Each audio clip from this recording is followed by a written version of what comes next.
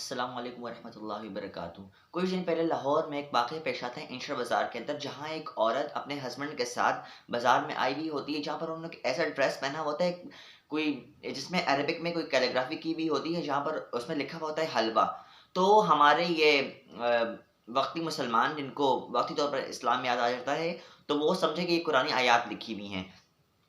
تو ایک مولوی صاحب برگر کی شاپ کے پاس سے گزرتے ہیں، جہاں وہ عورت اپنے ہسبینڈ کے ساتھ بیٹھی ہوئی ہوتی ہیں، تو وہ ایک ہجوم جمع کر لیتے ہیں، جہاں پر وہ یہ بتاتے ہیں کہ اس عورت نے اسلام کی گستاخی کی ہے، اس نے جان بوجھ کر ایسا کیا ہے۔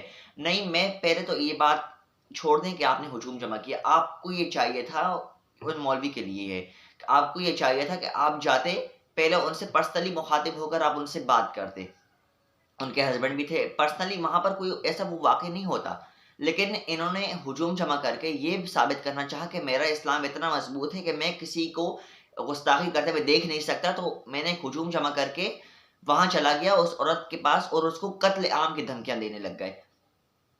تو سوچیں، کل کو اگر آپ کی ماں بیٹی بہن، وہ بھی کسی کی ماں بیٹی بہن تھی نا، تو اگر آپ کی کل کو بہن بیٹی کے ساتھ ایسا کچھ ہو اور کوئی سر عام آ کر یہاں پر آپ کی بہن بیٹی کو دھمکیاں دینے لگ جائے، تو کیا لگے گا آپ کو؟ اسی طرح وہاں پر ان کے ہسبینڈ بھی موجود تھے۔ تو یہ سوچیں یار، آپ لوگ کیسے مسلمان ہیں؟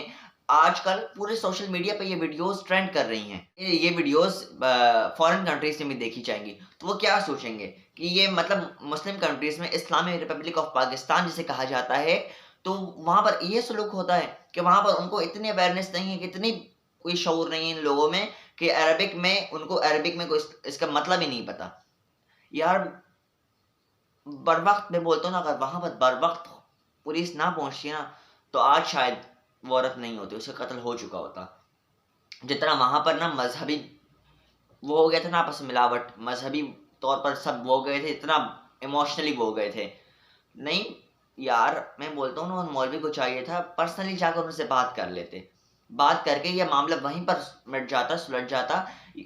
غلطی چلو میں مانتا ہوں، غلطی اس عورت کی بھی تھی، اس کو پتا ہونا چاہیے کہ وہ ایسے ملک میں رہ رہی ہے جہاں پر لوگوں کو اویئرنیس نہیں ہے، لوگوں میں شعور نہیں ہے، لوگ یہ نہیں سمجھتے کہ یہ وہی بس وہ لوگ مار چیز پر اتر آتے، مار اس پر اتر آتے، لوگ بس دیکھتے ہیں ہمارا اسلام بہت پختہ ہے، ان چیزوں میں ان کو پتہ چلتا ہے کہ ہمارا اسلام بہت پختہ ہے۔ یہ مولوی آج کل کے ایسے وہ گئے ہیں یار۔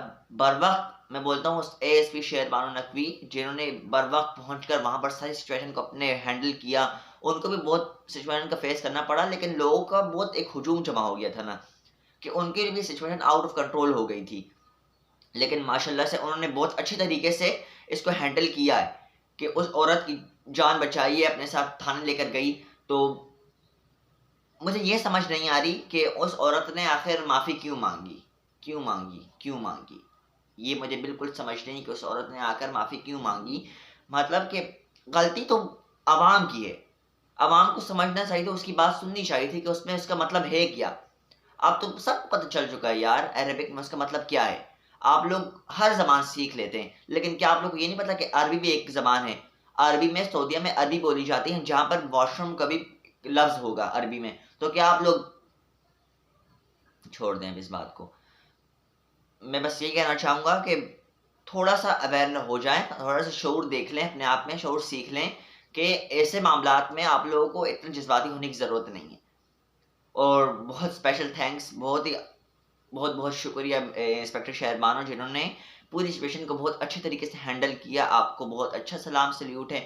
بس اللہ پاک سب بہن بیٹیوں کی عزت فرمائے، آمین ثم آمین۔